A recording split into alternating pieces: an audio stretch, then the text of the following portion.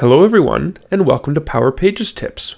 My name is Nicholas Hayduk, and this is tip number 354, CodeQL Scan. CodeQL is a semantic code analysis engine developed by GitHub that allows you to identify vulnerabilities and errors in your code. A recent addition to the Power Platform Tools extension for VS Code has empowered developers to use this technology for their Power Pages site.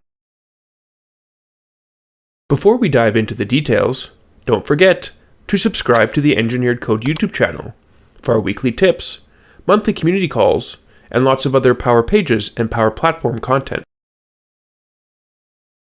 The CodeQL capabilities for Power Pages are available in VS Code Desktop.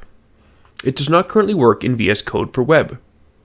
With the Power Platform Tools extension installed, which includes the CodeQL extension, and your Power Pages site downloaded locally, you can start a CodeQL scan by right-clicking on the current site in the Power Pages action area and selecting CodeQL Screening.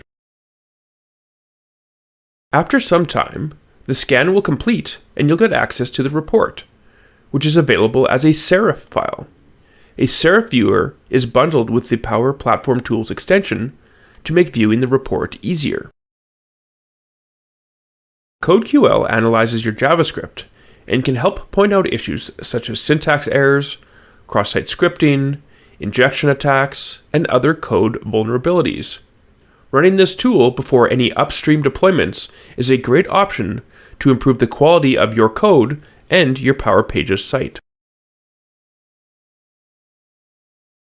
Thanks for watching, and I hope you found the Power Pages tip number 354 on CodeQL Scan useful.